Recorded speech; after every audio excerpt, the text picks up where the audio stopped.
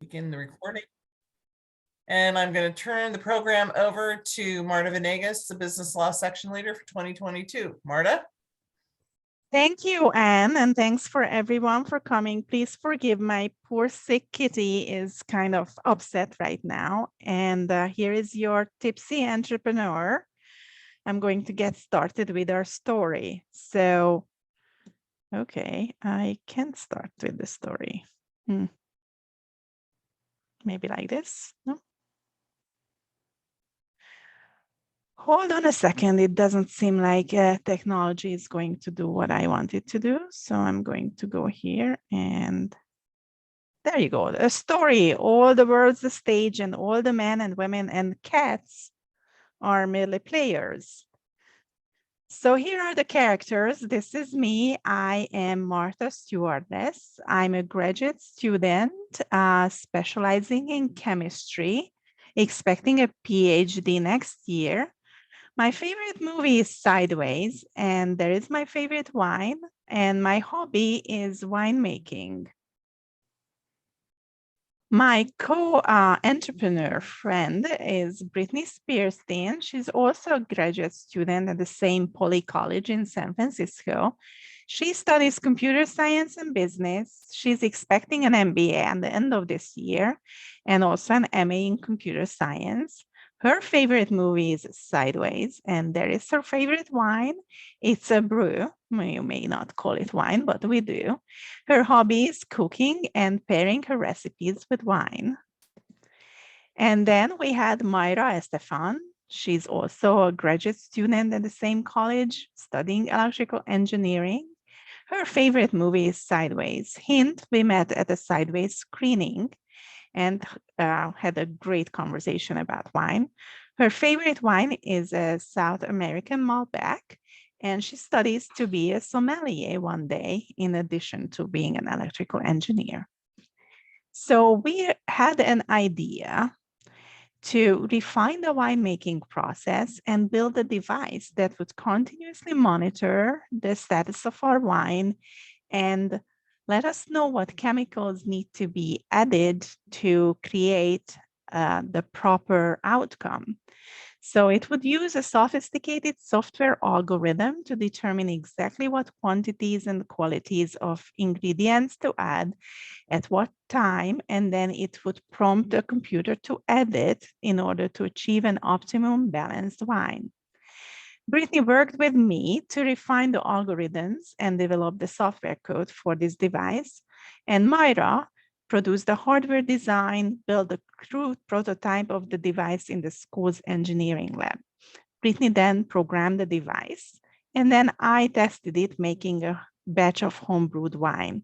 The results were surprisingly good. Here is one glass of said wine. Hint, this is pretend wine just for this MCLE. And then we named this device the Sideways Winemaker and named it SciWi. And we began holding dorm parties. And these dorm parties, we featured our wine and told everybody that we made this wine with our Sideways Winemaker.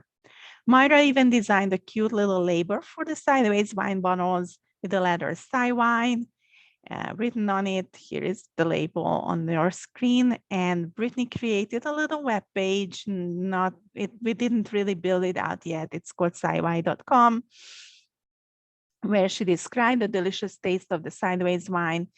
And we felt that this would be a really good business to get into. Word soon got around. Other amateur winemakers began asking about the Sideways Winemaker and if they could purchase one. So we were like, wow, we could actually sell not just the wine, but the gadget, the Sideways Winemaker. However, Mayra was graduating and had a job offer from New York, and she accepted it and resigned, wished us good luck, and left. We scrapped together some funds of our own and received some infusion of $20,000 from Brittany's parents, and we started up our business. Now we form two entities to run our affiliated businesses. If you stayed with us through the first three presentations, then you know that we had these plans to have a limited liability company for the winemaking and a corporation for manufacturing the winemaking monitoring device. The LLC will make the wine with the wine widget and will host demonstrations and tastings. And we raised funds for the corporation that manufactures the SciY or SciYY through venture capital financing. We found a wonderful location in the Oakland Hills to lease. It's a little industrial place where we can make wine and also manufacture the sideways wine widget. After we signed the lease, then we had to consider the next steps, insurance, vendor agreements, and the ins and outs of operating a small business. So while you all were out, I met up with Chantal, Rees, and this is how our conversation went. And we'll start the recording of this video momentarily. Momentarily, I'm sorry, it's not, it's disappeared from my screen. So 1 second. I will be with you in 1 second. Let me bring it back up.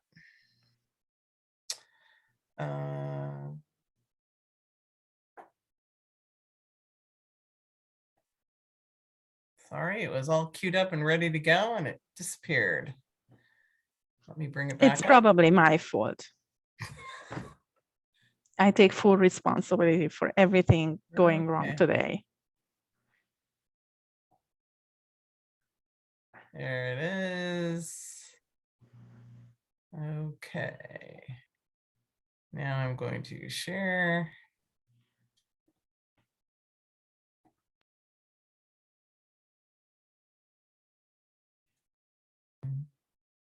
There, it should do it. Hi, Chantal. Thank you so much for seeing me on such a short notice. I'm in an absolute panic. It's crazy.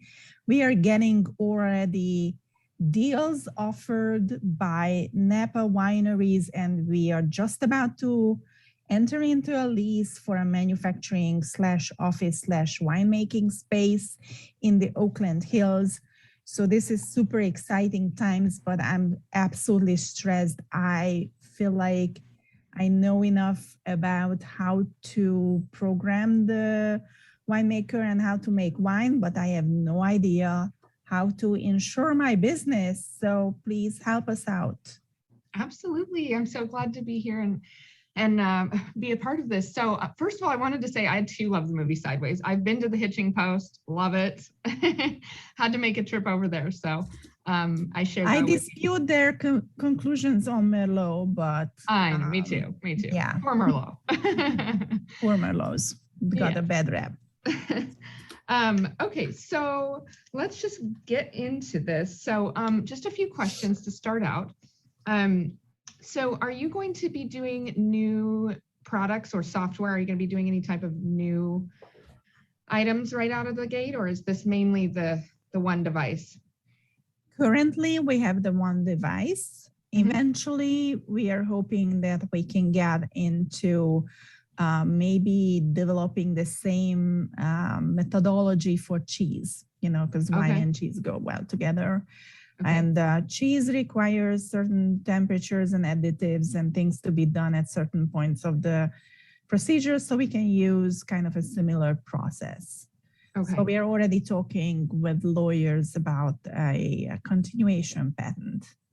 Okay, so what I can do is make a note, and when you do feel ready to do something like that, we can talk again, because the insurance may change and morph, and we want it to evolve with your business.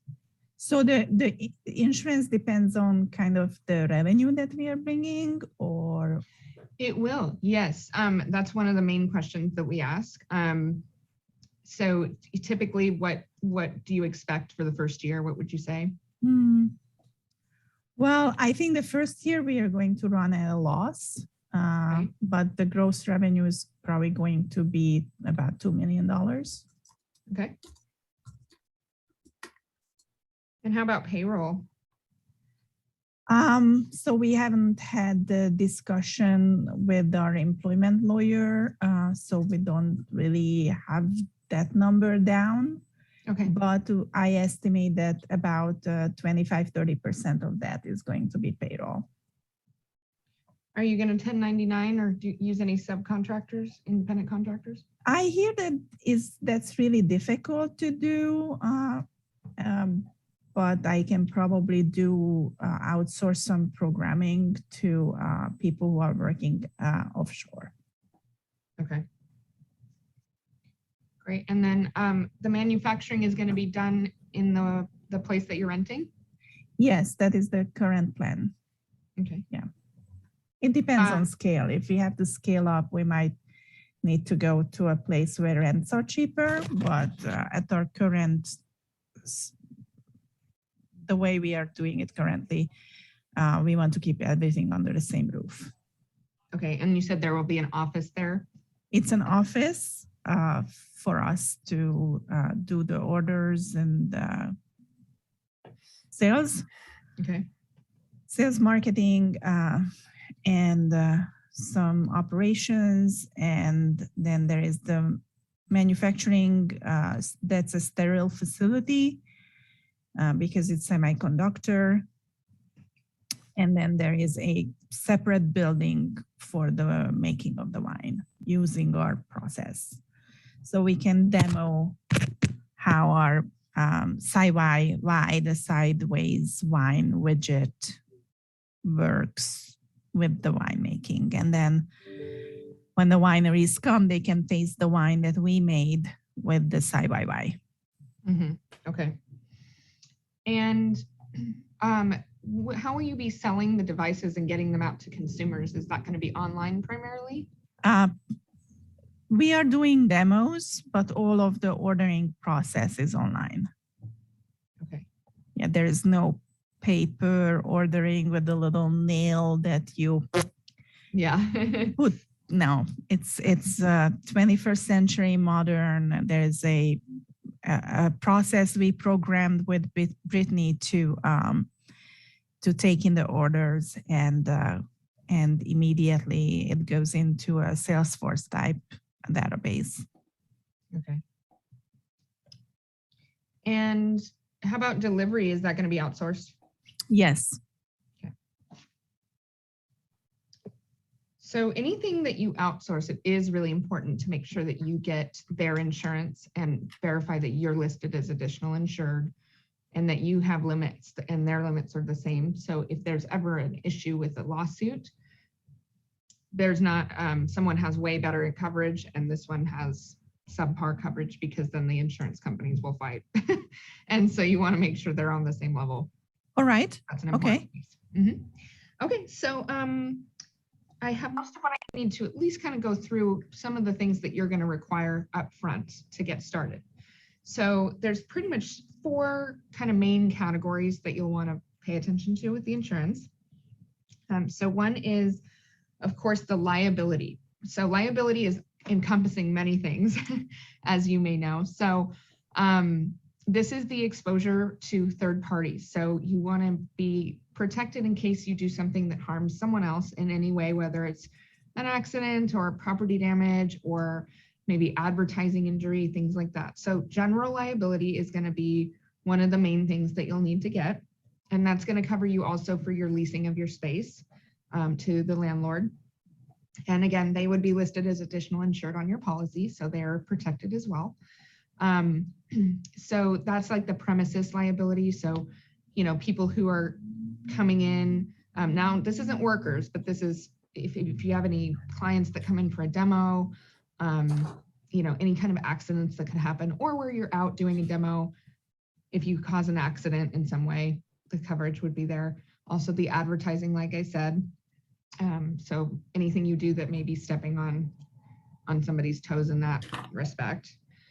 And then the products liability is another main focus of your insurance that you will have to have, because if there's ever a malfunction with your product, you're going to need to be able to compensate if you're sued for that. Mhm. So that would be the main focus. The main insurance that I would focus on for you is the product's liability. All right. I'm thinking of disclaiming any liability for our product, say messing up somebody's wine, or just messing it up according to their judgment. Again, Merlot dispute comes to mind. They may think it's not a good wine, and some other people would think it's an excellent wine. So I'm going to talk to my lawyers about this, to disclaim this and say, you can only get from us whatever this widget costs you and not more. And Would that's that, important. yeah, would Having that work? hold Yeah. harmless in your contracts is very important. But, you know, as we know with the law, it is fluid. So we want to make sure that still is a coverage that you select and have, you know, high enough that it would help you in the event. So belts and suspenders, right? I have the disclaimer, but I also have the insurance. Absolutely. Okay. Mhm. Okay, got it. And then liability, you know, again, there's so many facets to this, but you know, the technology part of what you do and the fact that you're creating this piece of equipment and you may be doing so in the future, we would also want to look at professional liability. So you have this conceptual, you know, recommendation of what you're using with the clients. So that's another one that's, you know, that might be something a little more down the road because you've already created the product, but once you kind of jump into another facet like the cheese, that could be something that we want to look more into at a later date. Okay, got it. And then cyber liability, we talk about this with all of our clients. It used to be kind of a back-end coverage that we didn't talk about, and we talk about it now at the forefront because if you're doing any type of transactions online, and especially for manufacturing, you need this coverage because if a data breach or a hack can cause your business to go down, even just for a day, you need that coverage. So we would definitely quote that for you. And it also helps with any type of ransom or social engineering that may occur. So it's essential to doing business in the US today. So we would quote that for you as well. So the ransom is the ransomware?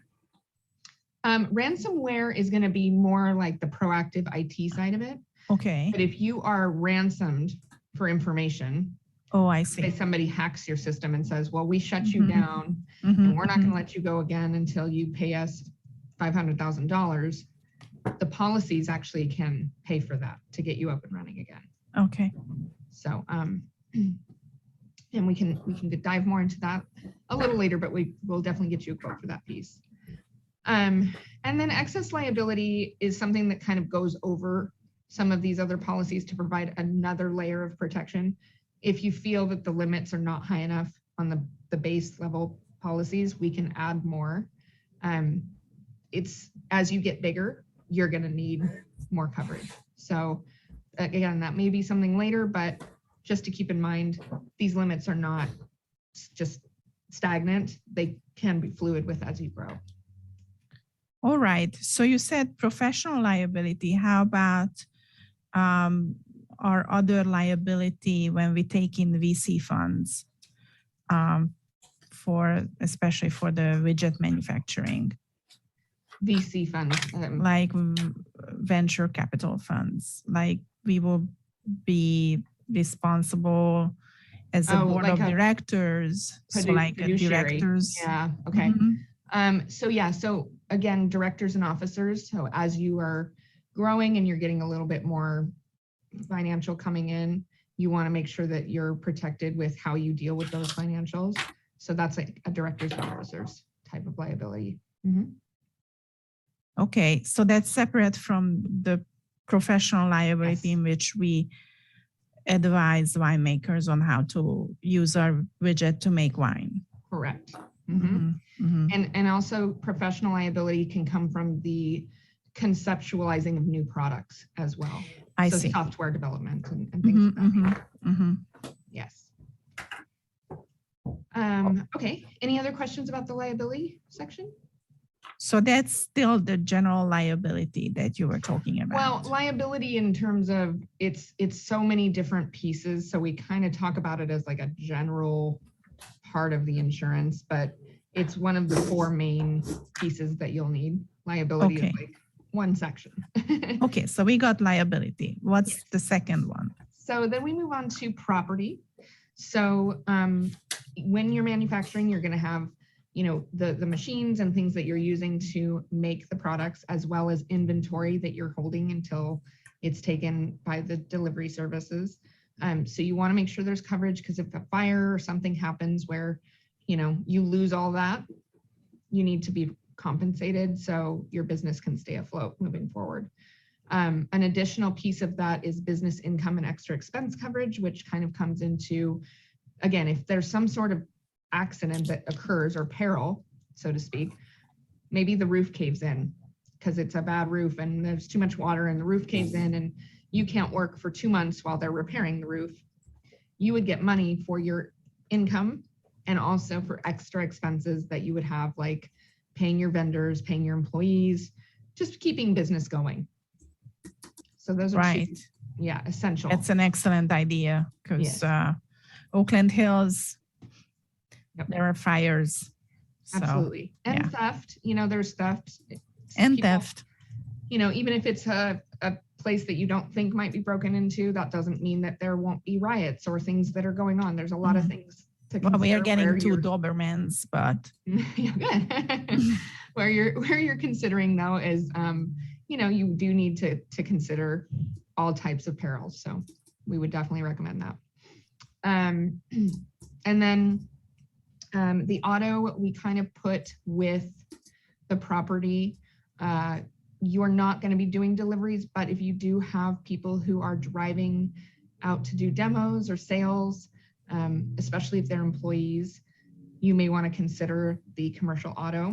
So you have coverage for, you know, if the employee is driving on your behalf, or if you register any vehicles to your business, commercial auto is required. okay, that's good to know. Okay, and then workers' comp. Workers' comp is obviously part of the law. You must have it. If you have any W-2 employees who are not 10% or more owners, then you need to have workers' comp coverage. And that would need to start before you start the payroll. So that would be something that you would start pretty early on in the business. So any W-2 employees who are not Owners. owners more than 10%. Right. So if you have an owner, but they only have 5% and they're taking Mhm. a paycheck, they have to be included. Mm-hmm. And then Okay. also, you know, I did ask about any independent contractors. If you're not using them, it's fine. That's probably easier. But if you decide to do that and they are kind of doing maybe sales for you or something of that nature that's, you know, pretty fluid, they will need to have a representation on the workers' comp policy because of the laws in our state. So what does that mean? So that means that, let's say you have a salesperson that you're doing a 1099 relationship with. Mm-hmm. It's important to consider the fact that 1099s are really considered to be completely independent from your business. They should have their own insurance, whether that's liability and or their own workers' comp. That could be something you require of them. But if you decide not to require that of them, keep in mind that your liability may not cover them. So they're representing your business. If they do something to cause a lawsuit, it may be completely nullified because they're not on the books, right? Mhm. And then workers' comp, because of the AB5 laws that we have, they went into effect a few years ago now, they're going to be added to the payroll, whether they're on a W-2 or not. I see. I So see. even though So their distinction is the 1099, for our purposes, we they still are need to considered know that. W-2s. Yeah. Okay, I got it. And then beyond that, I think the only other things I wanted to touch on were some other coverages to consider in the future. You know, again, once you get employees, there's a lot more things that are going to come about, right? So employment related practices liability is a really important coverage that, again, we really highly recommend that everybody considers this. It's been much more prevalent when we have like all these movements, the Me Too movement. We've got labor laws changing. So they are going to be, you know, lawsuits coming out for discrimination. You know, the pandemic, people weren't rehired. So they were suing for discrimination or wrongful termination. So these lawsuits have become much more prevalent. And so it kind of protects the business owner in their dealings with the employees and how they treat them. And then the other one is, let's see, commercial crime, which is kind of related to employee dishonesty, employee forgery, things of that nature. So again, when you're starting out, these aren't super crazy big issues because your employees are, you know, not even there yet. But a lot of our liabilities and things that are plaguing business owners are coming from the employee relationships. So just to keep those in mind. And then lastly, as we all know, it is kind of hard to keep employees right now. So considering having benefits for the employees, the retention, it helps, you know, whether it's just the medical or if you have dental, vision, life, any of those can help you kind of do that with the right type of employees. And so you provide those group insurance coverages? Yes, we can provide quotes for that as well. All right. Yes. Okay. Let me see if I have any other questions in my notes. Okay. You were talking about the automobile. So what if we start to make deliveries, not necessarily the widget, but the wine that we are making? Mm-hmm. I think our wine is fantastic and there will be a lot of interest because it's made with a widget and that's making it unique. So what if we start to have this valuable cargo in trucks? Yes, so that's a very good point. And also the winemaking too comes with some of its own things that you have to consider because, like, you know, there's a crop, you know, where you're getting your grapes, when the grapes arrive, what you're doing with the grapes when they get there, all of that is going to come into, again, that's a lot of liability because you're dealing with products and consumer, you know, people are consuming it. So it's also a bit different from if you're just giving a product out to be used.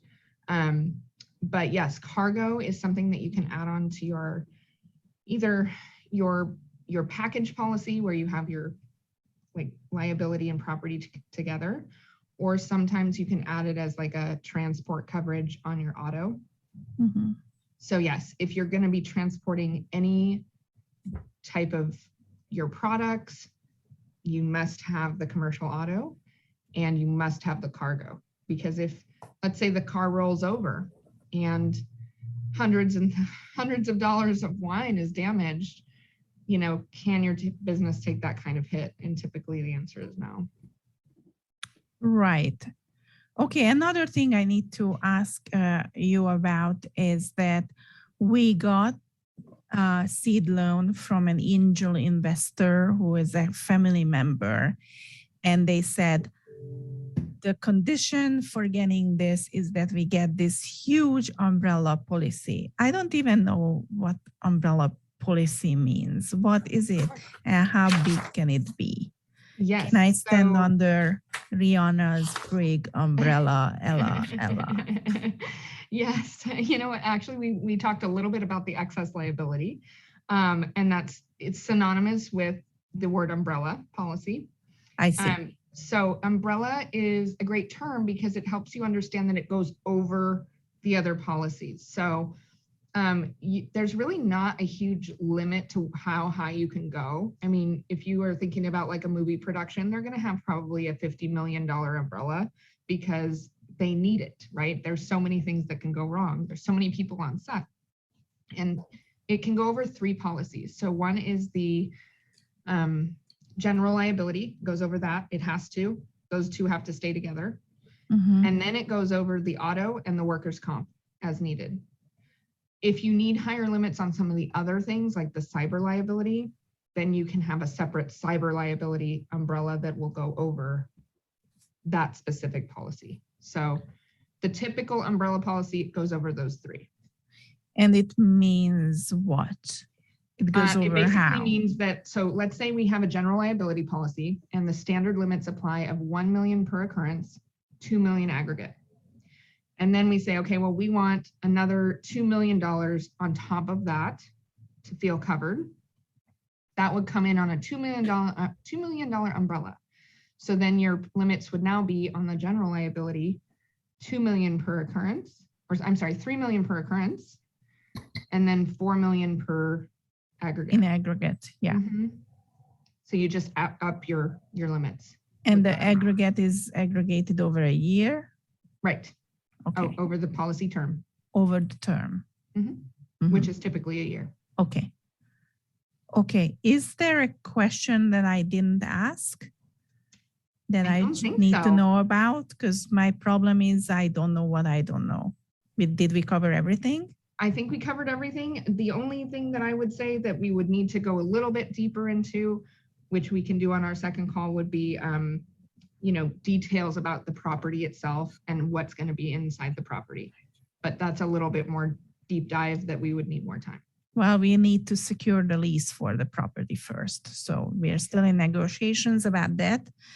And I'm hoping it will close quickly because, as I said, the orders are already coming in and I don't even have a facility yet. So we're building the parachute on the way down. Yes. But thank you, Chantal, Thank you for so this. much. This was very valuable. We feel, if I can talk for my partner, we will feel much better once we got your quotes and signed the papers that we are covered. At least that stuff is done. Yes, cross it off the list. We'll get Cross it off the list. It's all tick, tick, tick, tock. Yes. Thank you. Thank you you so so much. much. You have a good afternoon. You too. Bye-bye.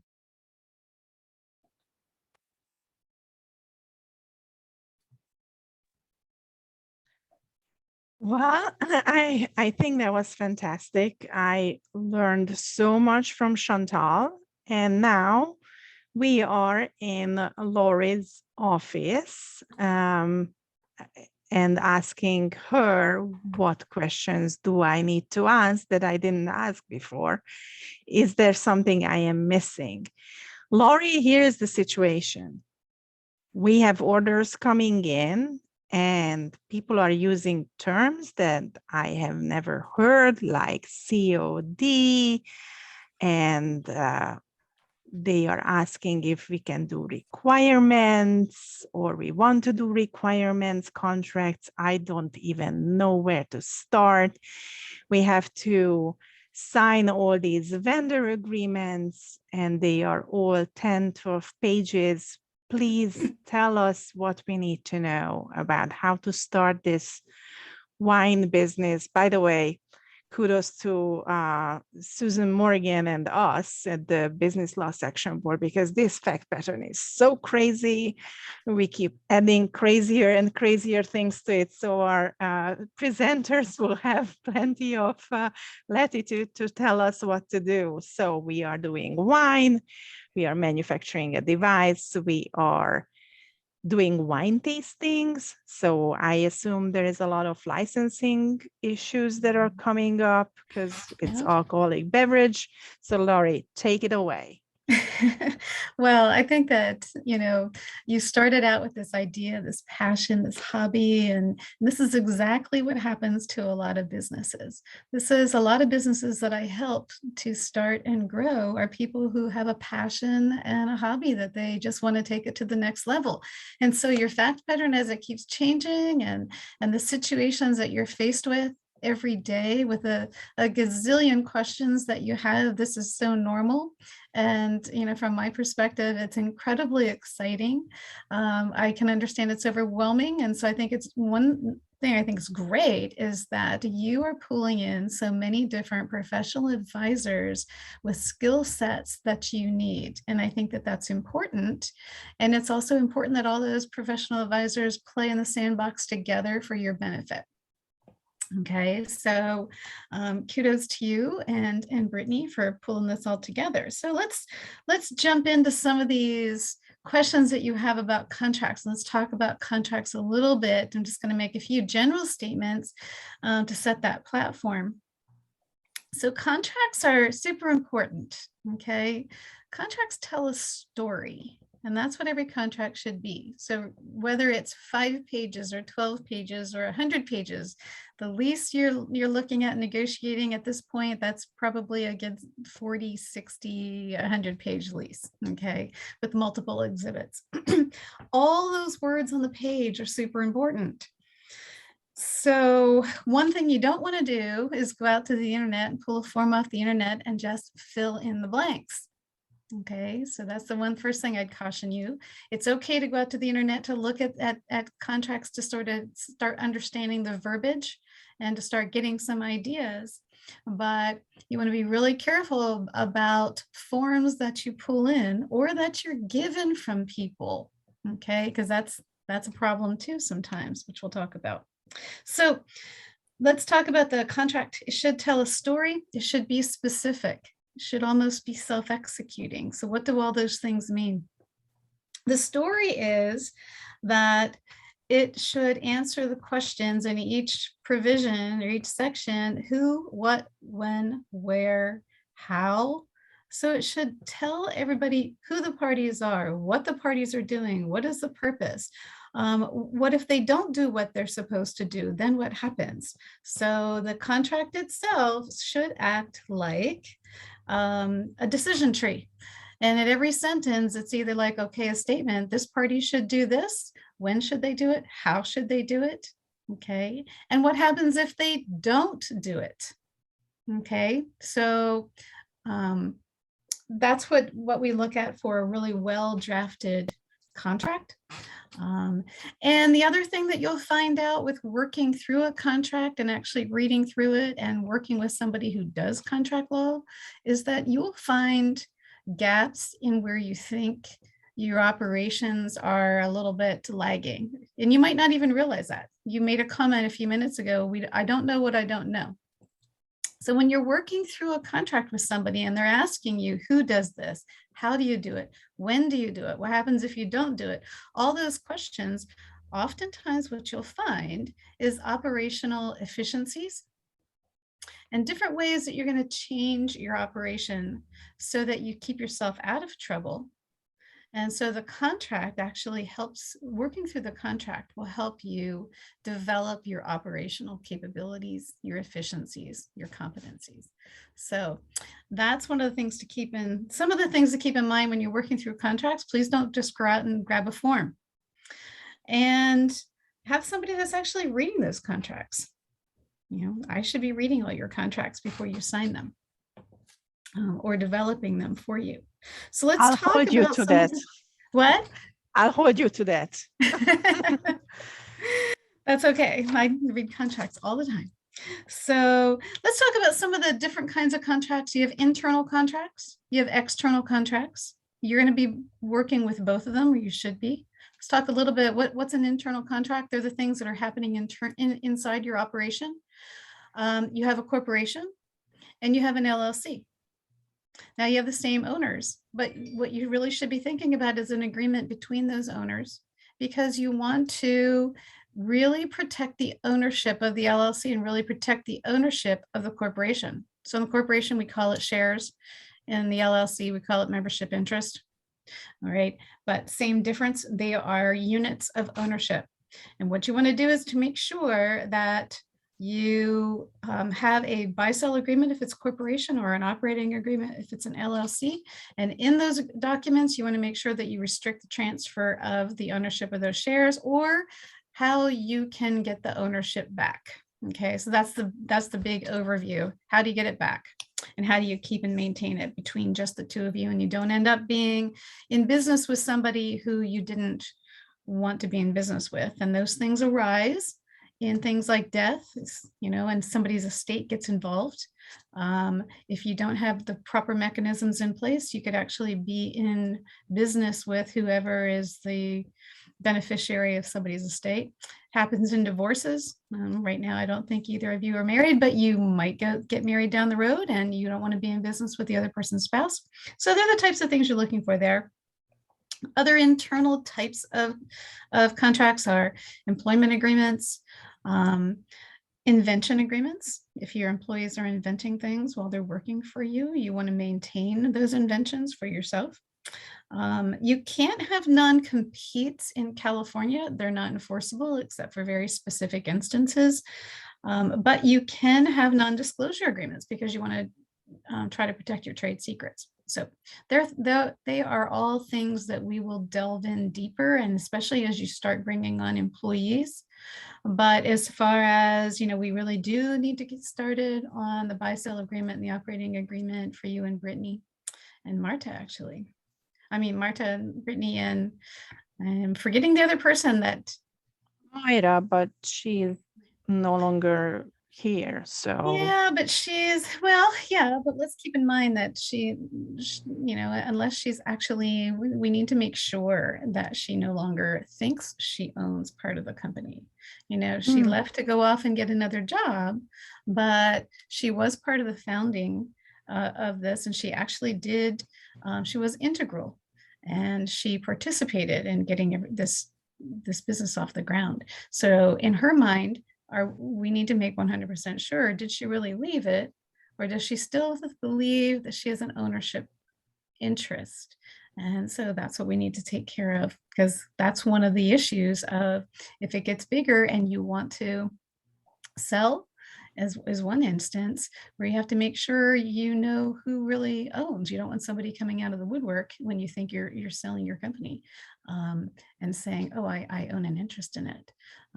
Even now, just doing your taxes and your distributions, you are at a loss right now. You are not making a profit, but hopefully you're going to be turning that around with all these orders coming in and as you grow. And, she might kind of arise and say, oh, here I am. I should be getting a distribution of income. So that's a really important piece right now. Your external contracts are going to be all those things with suppliers of, on the wine side, it's until you decide to have your own vineyards and grow your own grapes, you're going to be purchasing grapes or juice so that you can make your wine, right? So there's suppliers. On your device, you've got raw materials so that you can actually manufacture that device. So you also have distribution. You talked a little bit about distribution with Chantal. But, making sure, how are you going to distribute? Who are you going to distribute the wine to? Is it going to be distributed to restaurants? Are you going to start a wine club program? That's a really interesting one. How about the device? Are you going to sell it through retailers? You had made a comment at first, when we first started to talk about this months ago, it was going to be for home winemakers, how you started off, so kind of smaller. But today I heard you mention that some of the Napa wineries are interested in this device. That's a whole different platform. And that's a whole different level of sophistication of buyers too. So we'll be thinking about all those different types of things. So when you're looking at the contract,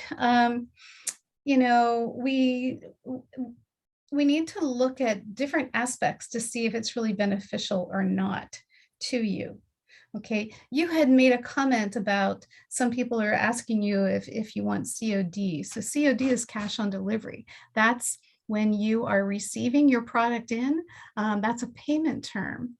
So cash on delivery is a little more difficult for you, because that means you're going to be giving out cash right as you get that product in. As you get bigger, you're going to want to buy on credit, because that helps your cash flow. Okay, so that's a payment term. A quantity term is when you had mentioned a requirements contract. Okay, so when you look at a contract, typically we either have a specific quantity of something, like you're going to purchase 25,000 units from a supplier, or you have a more wide open quantity term, which is a requirements contract or an output contract. Okay, differences being, let's talk just really quickly about that. Am I losing you so far, or are you still with me? I'm just hydrating with my little I saw with my that, so I little wasn't wine. quite sure. Yes. Well, you know, a winemaker has to taste her own wine. So that's what we're doing here. Absolutely. I want some of that too. I think that I should be tasting it since I'm working on all these I contracts. think you should. We should arrange for that. Yeah, I should understand the product that I'm helping with. So, you know, requirements contracts are the buyer must purchase like all of its requirements from a seller exclusively. So, you know, think about that. That's an exclusivity arrangement that can be advantageous. It can be a disadvantage too. You know, on the buyer's side, that gives you some stability in the supply of the goods. It gives you usually better pricing because you're getting from one seller, consistent service, product quality. It reduces the number of vendors that you have to balance all the time. But on the flip side, the con there is you're locked into a contract. You know, you can't negotiate. It's hard to negotiate better terms then. You know, it's difficult to get alternative suppliers then. So there are pluses and minuses, and we would have to sit down and talk about them on which side you're on at the time, because you're on both sides as a buyer and a seller in both of these lines of business. Okay, you are a buyer of grapes and wine. You are a buyer of supplies. You're also a seller of a device after it's manufactured. You're a seller of wine after it's produced. So it's really drilling down on, do you want to be in an open quantity type of situation in your contract or not? Sometimes it's a plus, sometimes it's a minus. Okay. What are some other things? Oh, you know, I wanted to talk to you a little bit about something else that's so important here on the wine side. When you first came to my office to talk about entity formation, which seems to be such a long time ago, we were just talking about the device, and the wine was kind of tangential, you know, and now the wine production has taken on a whole different light, and that's what happens with businesses. They grow, they expand, they broaden. But with the wines, there's a lot of regulation there, obviously, because it's alcohol. And there's quite a bit that we should talk about. There's licensing, there's permitting, there's taxes on different levels. There's licensing for the federal level, there's licensing on the state level through the ABC, okay? There's also something you have to be, to really pay attention to, is the movement of wine. And Chantal made a comment about that when she said risk of loss, okay? And she was talking about the handling of wine. So I wanted to spend a little bit of time and just tell you a little bit in that timeline of all the different times that you have to be talking with Chantal about that wine. So grapes come from a vineyard, you know, they're harvested, they're picked, and they are transported. So they're put into a truck and they go to a crush facility. So that's handling of them. Who has a risk of loss? Who is a transportation person that you're using? You might need additional insured by them, but you need to run that by Chantal. Then when you're at that facility for crush, they may do press there too. They may do storage there for a while. They may even do bottling. But you may have to be transporting that wine again in trucks again to a next facility.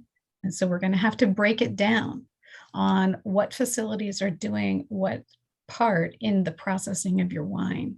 Okay. Then you've got storage. So, you know, you might be storing at your place too, but we have to make sure you're bonded. So we'll have to talk to Chantal about bonding. And each time, because it's wine, you not only have to have the proper licensing, you also have to report. So you have to report, there's reporting requirements to the TTB, which is the federal level, and the ABC, which is the state level.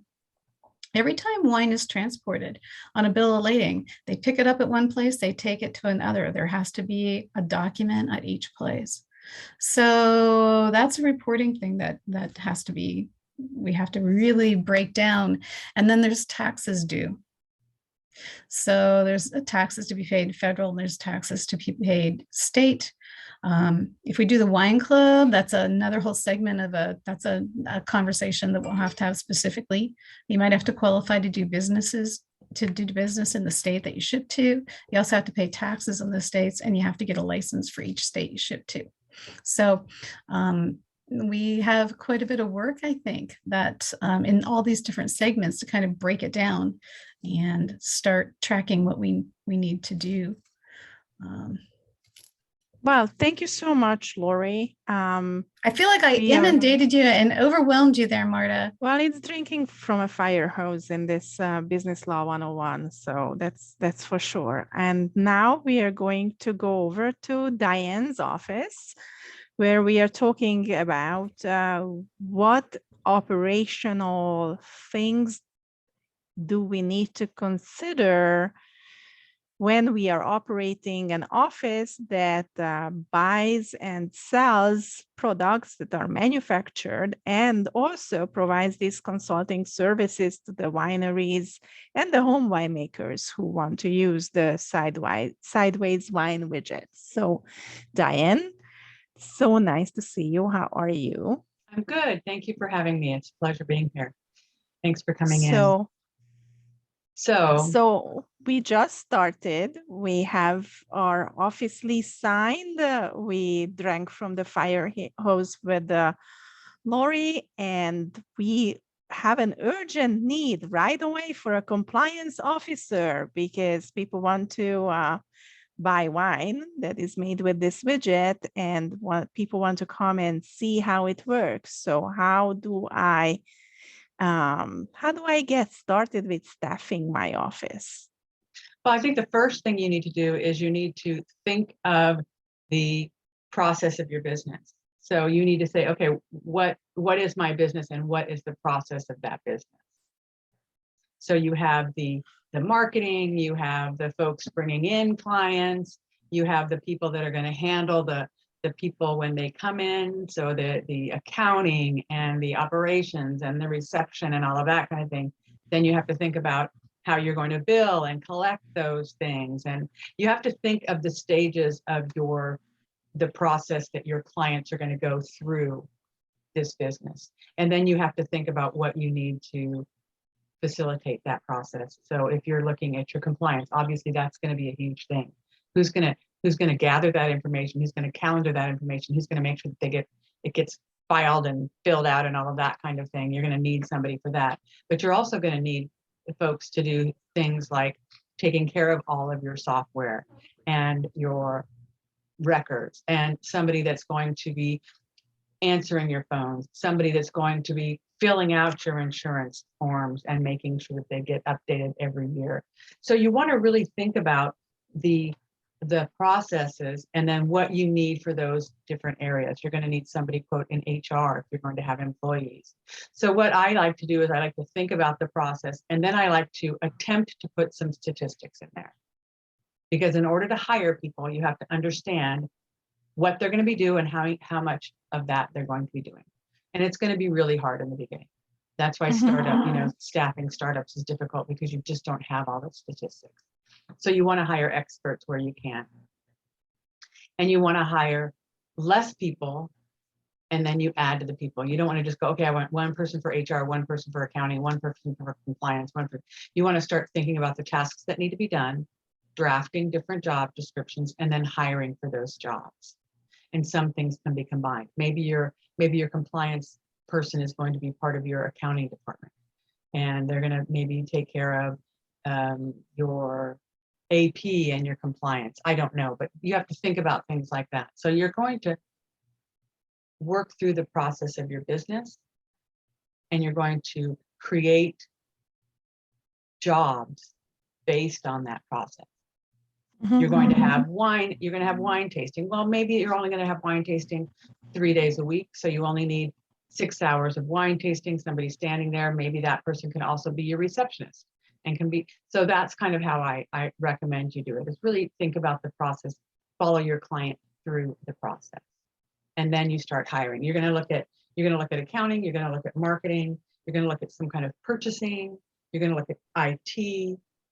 HR, some kind of operations, reception, you know, facilities where they clean up the area and clean up your wine room, and if you're going to have meetings and things like that. And then you have to think about what you're going to need in your facility as far as maintenance and cleaning up your facility as well, outside of the people that are actually monitoring the creating the wine. So it's a big organization that can only, maybe it's only going to have 3 people to begin with, but you're going to have all of those tasks taken care of by those 3 people. So that's number 1, is thinking about what you need to keep your business running. And a lot of times, So start with the process Mhm, and break it down to steps. mhm. So there is sales, no, there is marketing, sales, accounts receivable, Right, accounts accounting. payable, Mhm. and then shipping, and then there is the manufacturing. Mhm. And then there's So HR. there You have to is, cover every, you know, your employees need to be taken care of. Mhm. okay, so HR is 2 lectures from now. Yes. So we don't We have to are talk about going to cover specifics, but that that. department has to be talked about. But right now, I'm trying to avoid having a lot of hiring. Right. Like, I understand I need to hire somebody, as you said, receptionist or an office manager Office clerk, person, office, yeah. office clerk, Mhm. who is there on the site Mhm.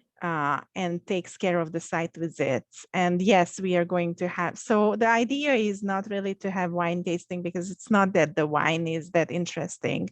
Wine is a really good wine, but the wine is only being tasted in a site visit when we are demoing the winemaker. Mhm. So we are not offering tastings to the general public. It has to be a Okay. winemaker with winemaker credentials or a home winemaker who wants to see the demo. And there is going to be the home winemaker. We are thinking, because of the volume that they are going to be ordering is going to be small, that we are going to do group tours for them Mhm. on the weekends. Mhm. And on the weekdays, maybe one day, one afternoon, we say, is when you can come and visit our facility and observe how this process works with the widget. So Mhm. that's the plan, but Mhm. there's just no way I can hire now a marketing team. There's no way I No. can hire a sales team right away. We're trying to automate ordering, but what But else you can need, I do? well, I think that you have these understandings of what you need, and then you say, okay, well, Marta, you're going to be the marketing person, and you're going to do the tours as an owner.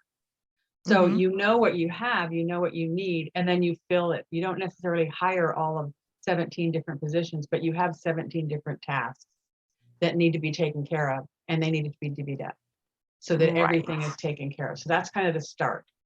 And you Mhm. can have, like I said, 3 people, and they each are wearing multiple hats, which is what happens in a small firm. But as Which you is what, grow, you can say, Mhm. okay, I have too much. I'm doing too much of this. I need just a person to do this. I just need a full person to do compliance, or I need a full person to do HR. Does so that make sense? other than hiring someone, what else can I do Well, to there's solve a certainly a lot problem? of ways that you can outsource. So you can outsource all of your accounting. That's a big thing that people are outsourcing. Your AP, and everything's electronic now, so you can have somebody do all of your accounting, outsource that. You can outsource somebody for HR. That, you know, you get a new employee, they just are they're called co-employers, and they take care of all of the benefits and the payroll and the problems, if you will. They onboard them, they offboard them, and that's all another kind of way to outsource that chunk. You can also, depending on how you want to do your sales and marketing, you can outsource pieces of that as well. So there's a lot of ways to outsource what you're doing. You're going to need to obviously have people come in to at least maintain the facility and maintain what's going on, and to support the leaders of the company. But you don't know, again, without having an understanding of what the process is, it's hard to say what you should hire. So that's where you guys should sit down and really walk through what a customer's experience is.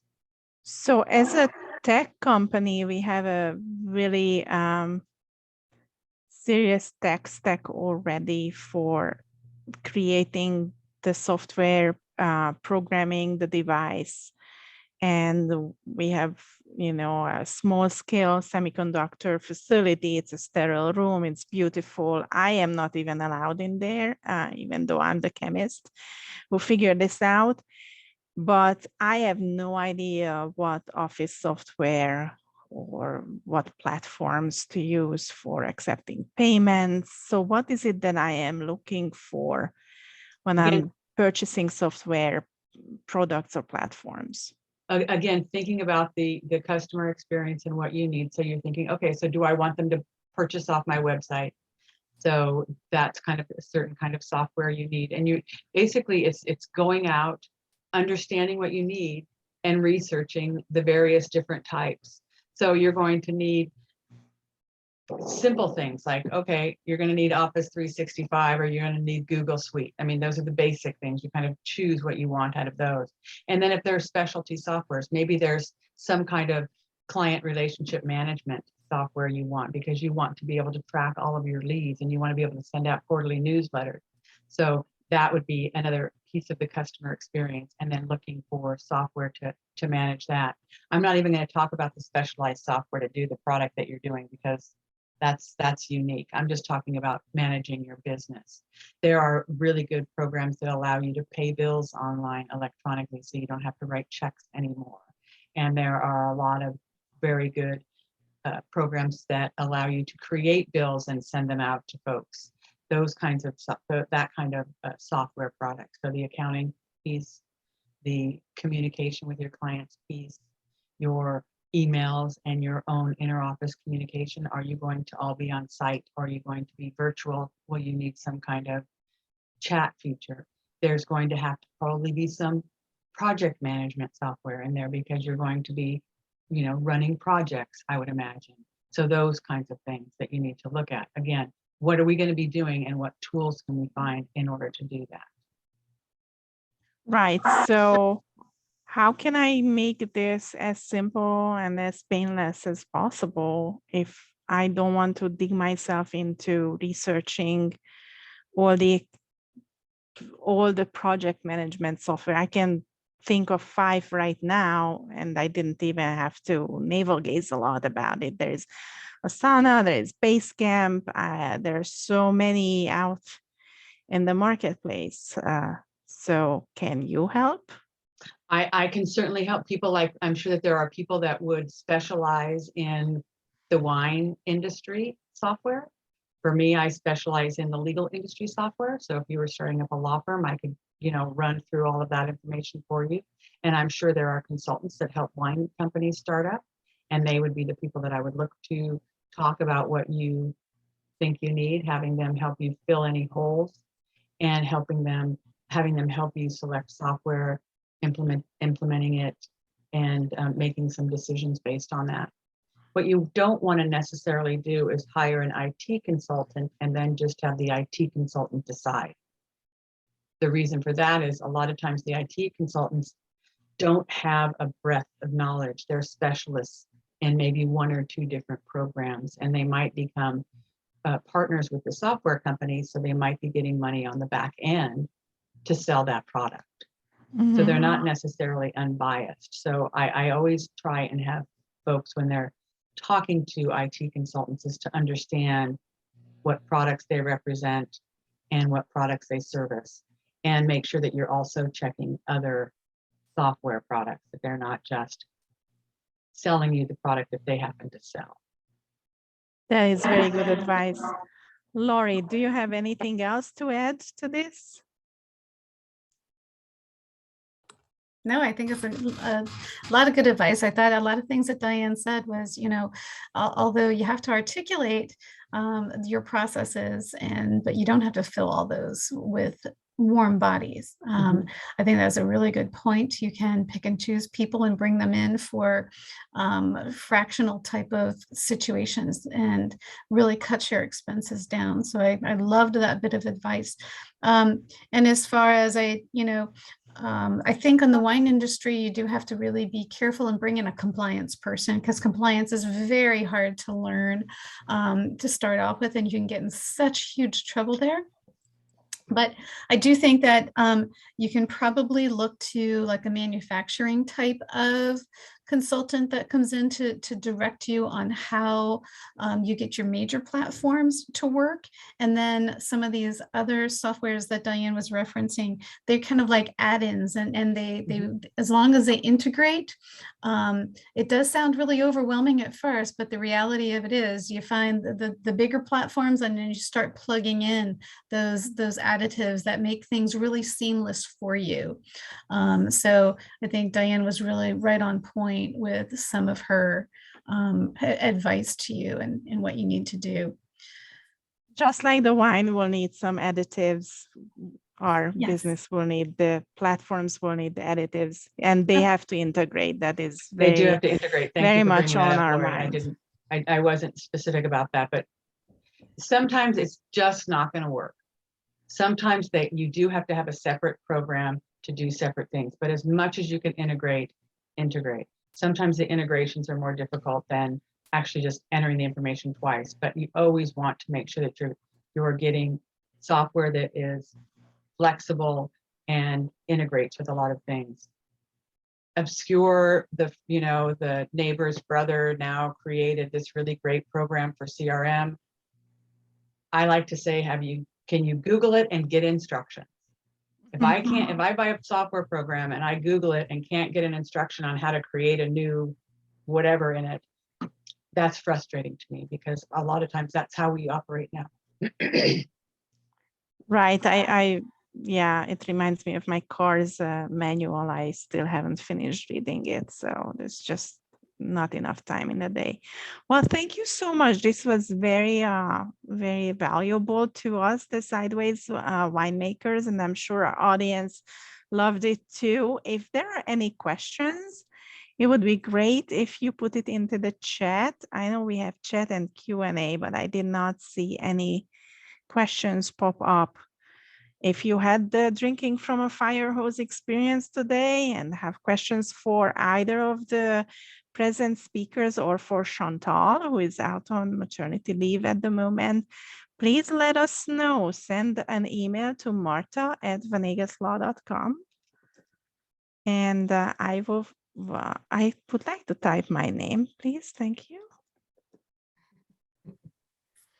Computer should just energize. And then we will take care of your question later, because now it's 1:12 and I assume that everybody is busy getting their days done by 5 p.m. so you can have a glass of wine. And thank you. Thank you, everybody. We'll be sending out some materials and your attendance certificate. So thank you very much. Have a great rest of your day. Thank you. Bye-bye. Thank you.